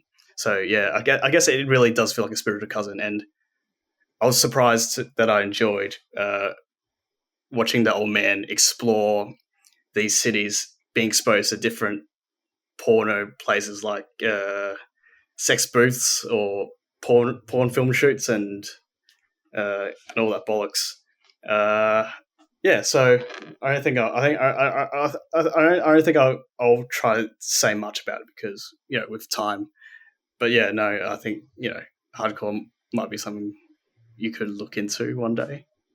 I'm so glad that you chose. Paul Schrader's a good filmmaker as well, so I think Taxi Driver has a lot of cinematic flourishes because it's Scorsese, but this one feels more conservative with its imagery choices. Like it is a bit slower, but it is nicely shot. Like just like overall, and the score is slowly used like Taxi Driver. But yeah, that's what I kind of watched this week. How good of a filmmaker can he be if he directed Dominion, prequel to Exorcist? I mean, what's that? What's the film? Dominion, the 2005 Exorcist prequel. Oh, okay. I didn't know. I had no idea he had any connections with the Exorcist franchise. Is The Card Counter the one with Oscar Isaac? Yeah. I didn't mean to pile on, but like I watched half that movie and just turned it off, man. Yeah, because Paul Schrader is like, I think the older he gets, he's deliberately making slower films. But his early ones kind of feel like more free flow, shorter runtime ish films, and I think you'll probably appreciate those more than whatever you saw in The Card Counter. You liked First Reformed, didn't you? Though. Whose performance? You liked First Reformed, the one with Ethan Hawke. I've not seen that. I think has Liam seen that? Liam probably seen it. Yeah, I think that's a very Liam film to watch. Yeah. Yeah. Okay. Thanks. Move on to Jaden. Jaden, highlight of the week. It's really difficult to talk about my highlight because I don't want to spoil a single thing of it because I desperately want to do it on the show eventually. But I watched Longlegs this week. It is like exceptional, I guess, is like the one word I will use to start off with. Things calling it the scariest movie of the year are like kind of overhyping it for what it is. It is certainly a terrifying film, but not for its horror aspect. The terrifying part of it comes from its kind of dread. Well, it's scary the same way Silence of the Lambs is scary, because like Oz Perkins, the director himself, said that Silence of the Lambs is the blueprint, but not the influence. But like that's like the way that Silence of the Lambs was kind of heralded as the scariest movie of all time, but that like is what Longlegs is now experiencing. But the terror comes from the dread that is imbued, not from a horror. So get rid of that idea straight away. I think just at first, yeah, it is just exceptionally well put together from a director that has consistently smashed it out of the park for me 3 out of 4 times now. Perkins has been a modern horror staple for a while, but I don't think people have realized it because films like Blackcoat's Daughter and Hansel and Gretel and Hansel, they didn't get the attention that mainstream horror, like that modern indie horror did, like your Hereditaries and all that shit. And as a consequence, I think he's been accused in the past of falling into the kind of falling into the pattern of established modern horror, but like he was the establishing aspect of it. He kind of breaks away from that for Longlegs, which is also nice to see. But it's just great with this film that he's finally getting.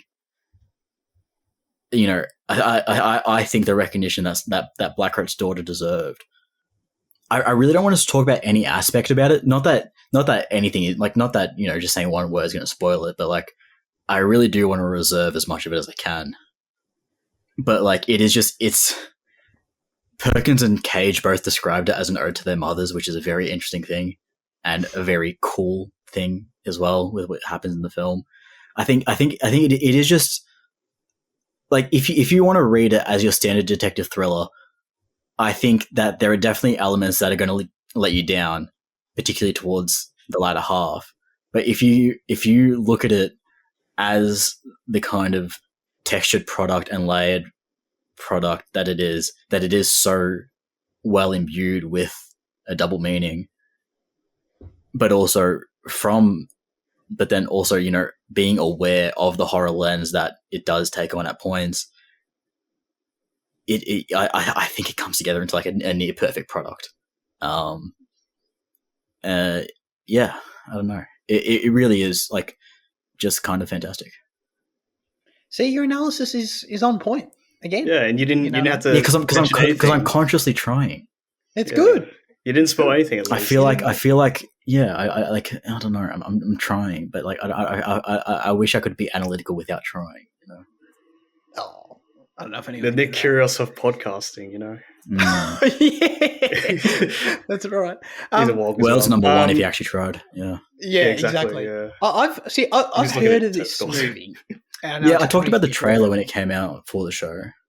Yeah, and then since like I don't know, like it's sort of, I don't know if blown up's the right word, but has it sort of blown up? Like has it? Yeah, seems like it's got a bit of buzz. It had a really fantastic marketing campaign. Like beyond that trailer that I talked about, all the trailers they released were reportedly fantastic. But I stopped watching them after that first one because I was like, I do not need to see any more of this film. But like they put up like billboards with like phone numbers, and then if you call them, like Nick Cage as Longlegs is like singing or like he says something to you, and then like there was like websites established with like details for the film about like murder dates, and then if you look at those, there's passwords that give you case files, and then you can read through the case files. So there was like a really successful marketing campaign behind it that kind of blew it up even further. And then it has been doing well in cinemas as well. It had like a $10 million budget, and I think it's well earned over that. Yeah.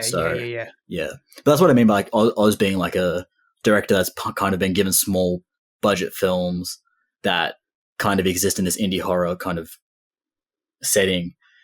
This is the first one to kind of break out of it, which is nice. Yeah, cool. How did you see it? Don't ask me that fucking question. How many times have you fucking not learned? Don't ask me that question. God damn it. I was earlier in the week. I was like, earlier in the week, I was thinking, I need to prep you for the show. I need to tell you. I was thinking before the show, I'm going to tell you. I'm going to talk about Longlegs. Don't ask me about it.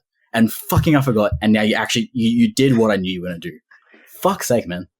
I mean, when I saw you give it 9 out of 10, I thought, oh, Jane went off to cinemas and saw Longlegs, and then just turns out that wasn't reality. So I never think. How of it. many I never fucking think times? How many times have I told you? Please Jeez, accept that I'm probably never going to think of it. I never think of it.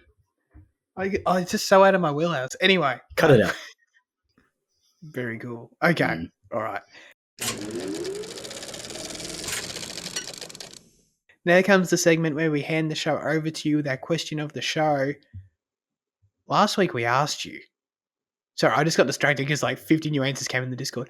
Who is an actor you would love to and realistically could cast in your first film? Dr. Luke said Fitzy. 2 credited acting roles and he's in the prime of his life now, due for a comeback. I agree. I strongly agree.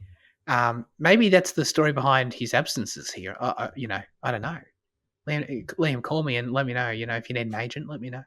That's a long list. Speaking of Liam, the man himself actually answered the question. Oh my God. This is unbelievable. Is Liam pissy again? Sorry. Liam said Josh Hellman. Jane's going to have to help me with some of these. Yes, no, I'm searching up. Josh Hellman was in X-Men as young Stryker, but he was also in Mad Max Furiosa as one of the War Boys. He's an Australian guy. All right. He was also in Undertow, apparently. So there you go. All right, what's the next one? Okay, yeah, that's good. I mean, I would. That's a tick for achievable. Laura Gordon. Yeah, we're doing the live. All right, so search. I think he's just going to be naming Undertow actors because she was also in Undertow. She was the older reporter woman. Undertow. Love that. Next one. David Roberts, if he still acts. All right, we got another Australian. Yeah, he was stick with the Aussies.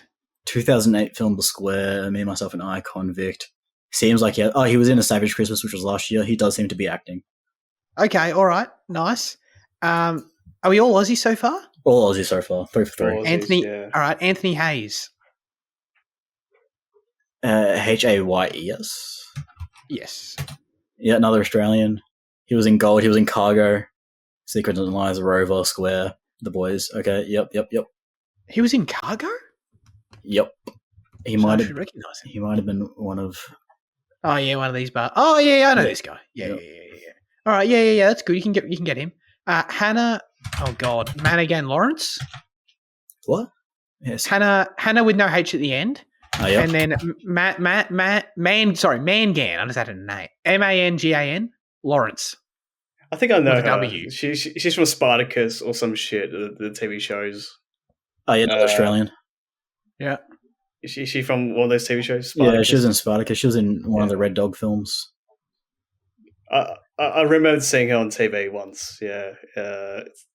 Typically with me, it's where she's naked in it, but I'll stop at that. Nice. But yeah, she looks nice. Yeah. John Paulson. Paulson? Or Paulson, Polson.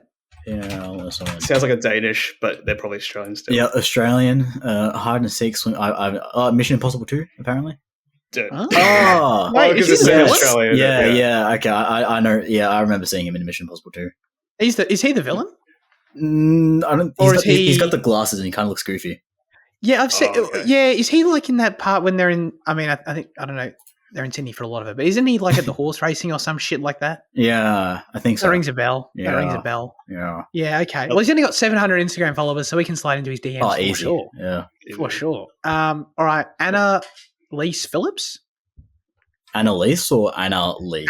Anna, one word, and then Lise, and then Phillips. Another Australian.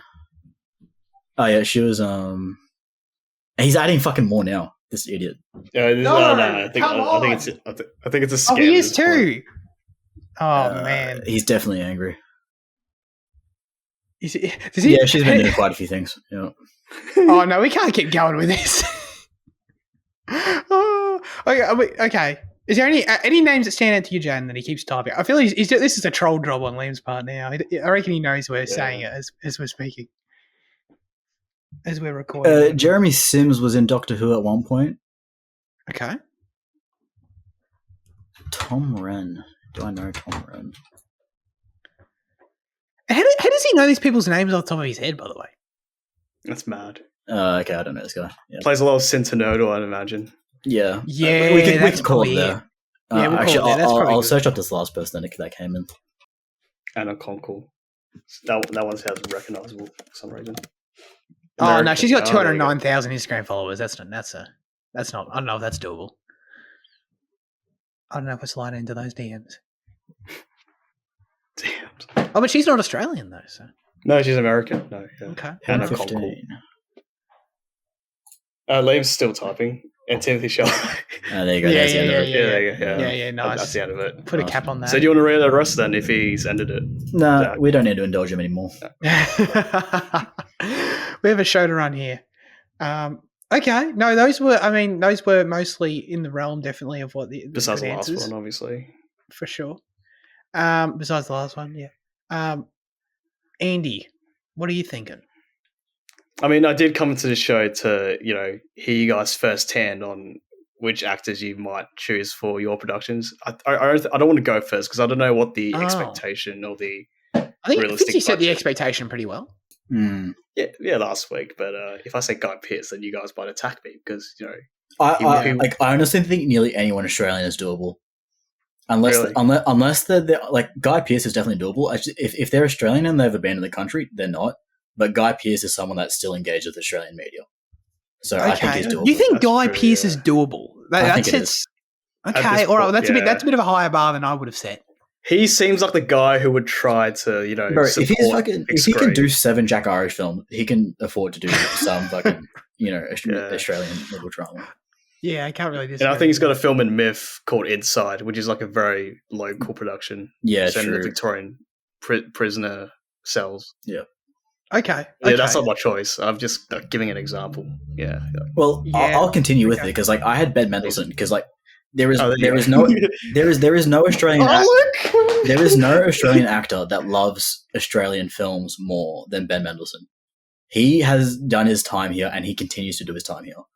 So I think if you give him something that he can work with enough, he will service you.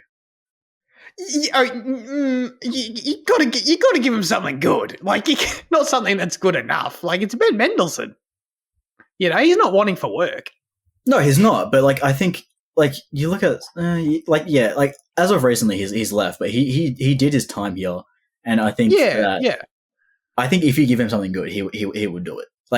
He's on the high end of realistic, but as an Australian that appreciates the Australian film industry, I think he could do it. Yeah. Okay. Yeah. I agree. He meets that criteria. I think it has to require that. This now goes into the more personal aspect of are any of us capable of writing or directing a movie that's going to be good enough for him to be in it, kind of thing. Yeah, of course. I'm just goated at writing. You've seen my movie films. Yeah. Okay. No. Look, I think if we have something good enough, I think if we tick that, I think I can make that leap. I think I can. Andy has something to say. Oh, sorry, Andy. I think I do have a sort of like an actress that I had in my mind. Yes. Continuing from Jane's suggestion of Ben Mendelsohn, I do know an actress who was in the same film as him. It was called Beautiful Kate, and the actress happens to be Sophie Lowe. I think I saw a bit of it on TV. Beautiful Kate. I think that's the title of the film. Please search it up for me. But yeah, no, I think the first time I saw Sophie Lowe, she was pretty alluring to watch, and she might be a capable Australian actress that I could realistically cast into any film, regardless of whatever shitty scripts are right. And I don't know. It's just like the vibe I have with her. It's just I could easily fit her in. I think she was in The Slap as well, the TV show. Yeah, and and I think I mean, not because I saw boobs in the film, but what do you always have to say? These Aussie actresses. No, it's just like it look like her teeth. She looks like she has braces, but she doesn't have braces. But no, I just like that youthfulness that I can see in her, and I think I'd cast her realistically for any projects that we apparently could do if we're filmmakers tomorrow. Well, that brings up the point of what is a script? I was thinking with what I have in my mind. Age range wise, I'm who is the actor that I want to cast? And I'm looking for a mid-30s guy, and I'm mid-30s. I'm mid-30s. Mr. Mendelsohn is mid-30s? No, he's not. But if you're making it, he's got to play somewhere in any Australian production. Yeah. And I'm but by the time you're in your mid-30s, I feel like you're no longer, achievable. I feel like if you're still acting at that point, that I'm all like, and like I know your name or I can think of your name, I'm like, you're probably not achievable. No, I don't agree. No? I don't agree. You don't reckon? No. Who do you have left on then? I reckon they are. Yeah. Because like I'm sure there are, but like I did zero preparation for this. I just put up a few names now. Same. So like that's why I'm like fumbling for like someone that I I reckon- can find. I reckon it really is just about how big they are, what they've done recently, and that basically that, and I guess the money to an extent. And then if you can put something compelling to them, I reckon any of any age you'd be fine. I really do. Give me an Australian man in his 30s that I can cast. In his 30s. Well, so my answer loosely was I was just looking at the cast of Black Sails because they all deserve more work. Oh, yeah. There you go. So right now I'm watching Luke Arnold in another show. I'm just checking how old he is. He's definitely got to be in his 30s. 1984. Does that make him? Oh shit! Oh, he turned 40 this year. Okay, right. I'm watching him in another Australian show right now, so that's why he was top of mind. I reckon he's definitely more achievable than Ben Mendelsohn. I'll put it that way. So Yeah. if that's what we're talking, then yeah, we get him in there. Do you reckon I could cast so many people in this show, but do you know who Toby Stevens is? Could I get this guy? Is my thinking. He's recently been in. By the way, when I was researching this, like half the cast of Black Sails are in that new Percy Jackson show, which is like there's something slightly upsetting about that to me. Is he? He's apparently he's Poseidon. It says is it? on the credits. You don't he's want apparently in Indian films. It might be realistic enough. If he could join Bollywood, he can join Aussie Wood. He's the best in that show, so I could cast him. Absolutely would. But honestly, basically anyone. Zach McGowan is great as well. I could get him actually. He's probably got the. He's easily getting the Toby Stevens, I reckon. These are all middle age. Oh, Toby Stevens is probably a bit older, but these are all mostly 40. These guys are in their 40s actually. So yeah, okay. No, they're all British/Australian people in their 40s, and they're all fantastic. So I would do my bit to get these guys more roles. You know what I mean? Not that anything I make is going to like increase their renown. I wouldn't say, but I would say those three guys. That'd be my answer. Oh, Zach. Yes. I don't want to continue for time, but like, do you? Well, watch out. Do you have like an Aussie native actor that you had in mind for casting? Just out of interest, like. Well, I just said John Arnold. Who's John Arnold? The guy in Black Sails I was just talking about. Oh, he's Aussie. Yeah. So now you're putting me on the spot. I'd have to come up with another one. God damn it. No, you don't have to. I was just intrigued because Jane and I named Aussie people and you haven't, and I don't know if you're respecting. That's so rude. You know that guy. You know that guy who was. I think British people are completely fair game as well. You reckon? Yeah. I think so. I mean, obviously, anyone from anywhere is fair game. If we're talking about like but like, I think Australians are obviously like the first point of call. Yeah. Watch me cast Jenna Coleman tomorrow and see if that's realistic. Well, she's done Australian productions before, so yeah. Yeah, she has. What was it? The Cry. Mm. Yeah, see, I was thinking about that show. Yeah, and, Jenna Coleman does sound like a realistic name to put in. I think if I had an international actress, I'd probably have Jenna Coleman and then Aussie actress Sophie Lowe for no reason whatsoever, because of Ben Mendelsohn thing connection. I don't know, but yeah. Well, okay. Thinking about Sophie Wilde from Talk to Me. That was her name, right? I think. No. Oh yeah, Talk to Me. Wilde? Are you sure? I think so. No? Give me a check on that. Oh yeah, it might be. Yeah. So, okay. Sophie Wilde, is she doable? Yeah, she was great. Yeah, fairly. She's on the I'd say she's on the rise. Yeah. I mean, we have to see how high that goes, but I think right now you could get it. Maybe if she has one more big role, that might become harder. But yeah. Okay. So, do you think that Fionn Whitehead is doable? He's a bit younger than what I want, but like he fits pretty closely to what I'm looking for. Hang on, Stranger Things guy? No, Fionn, not Finn. Yeah, Dunkirk guy. Dunkirk guy. Yeah. Oh, main Dunkirk guy? Main Dunkirk guy. If you give him an interesting role, I think he'd 100% be willing. He hasn't really been in too much post. Yeah. He can get it. Yeah, this guy's achievable. Yeah, he can get this guy. And he's British, so he can do an Australian accent. So I'm like, yeah. He's just a little bit young, is my thing. But like, he's probably like my main answer, beyond Ben Mendelsohn, who's just I feel like a staple. But yeah, Fionn is who I'd want as my lead. I'd say. Yeah. So when you're talking about the ages here, and you're talking about, I'm talking about the film that I'm thinking of, the film that I that's what. So you have a film in mind in particular. I have a film in mind. Yeah, okay, that's awesome. Yeah, I was just like, who would I cast if I made a film? You know what I mean? Yeah. Yeah, okay, that's interesting. I like that. Okay. I think there's another lead that I might want to cast, and I don't know what she's doing right now, but like Teresa Palmer would be a name that. Yeah. I think she's decently big, right? She's decently big, but she's also spent her time down here quite a bit because she's raising her kids down here, and I feel like she does take on quite a lot of Australian productions. Right. Yeah, she's in Adelaide, right? Like she lives in Adelaide. She's based in Adelaide. Yeah, at the moment. Yeah, she's fantastic. She'd be a good choice as well. Actress there who'd be based out of Adelaide. Yeah. Miranda Otto, because Zach mentioned Talk to Me. Miranda Otto would definitely be another one that I'd definitely pick because she going from Spielberg's War of the Worlds, Jane's favorite film, to Talk to Me is like a good stacked CV, I guess. But yeah. I think she also did Lord of the Rings. Yeah, that one as well. Probably a touch more important than fucking Lord of the Rings. Mate, I haven't seen Lord of the Rings. I feel bad. I wish I knew she was in Lord of the Rings, but no. Yeah. You've got some major corrections to make in what you've seen, Andy. I'm just going to say that. Yeah, I know, man. Yeah. I think I haven't been around much.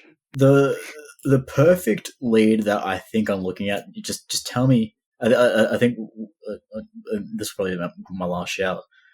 George McKay. Do you reckon that's achievable? Another British dude? No.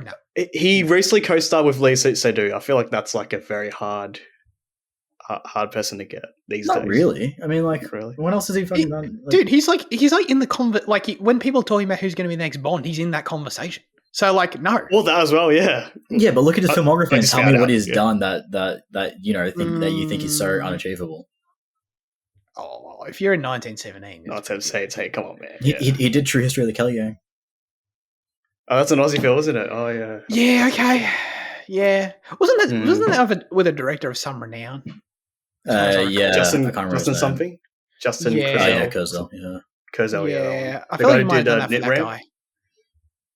Yeah. Oh, yeah, right. the guy from Get Out, the racist one, Caleb Laundrie Jones. Yeah. Apparently you could get him to Geelong and film stuff. Yeah, so he'll come back. He can do an Aussie accent. For some reason, this guy from Texas can do a killer Aussie accent. It's so weird.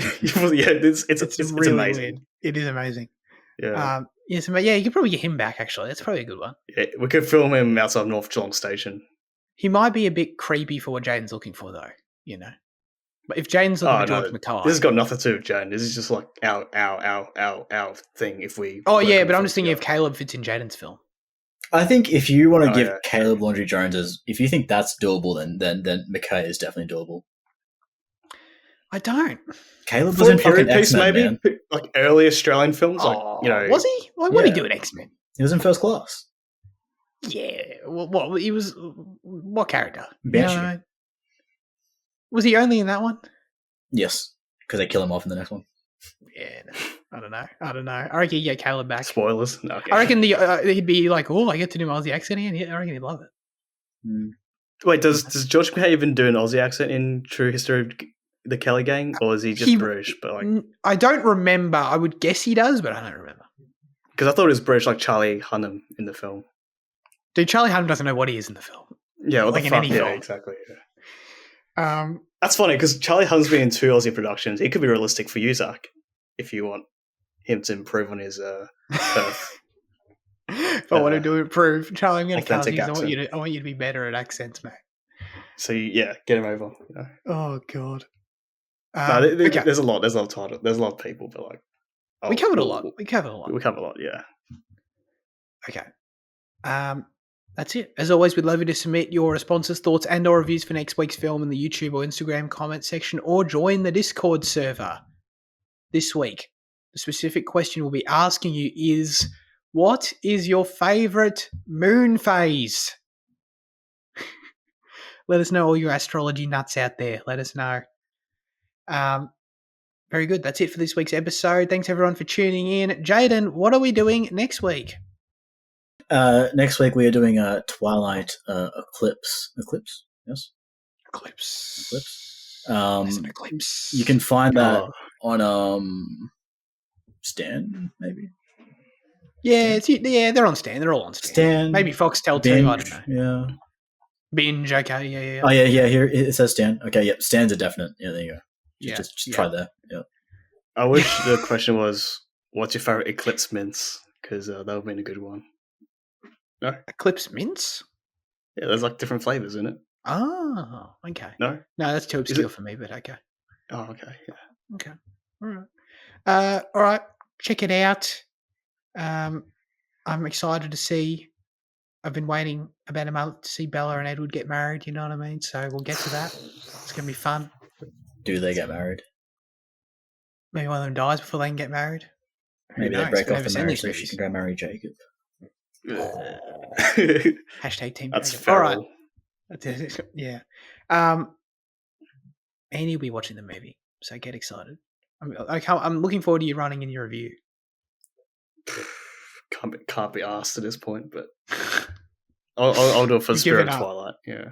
You've given up. All right. I appreciate Jaden for joining me as always. I appreciate Andy for coming in. Thank you. As always, when he does. Have a great rest of your week, everyone, and goodbye.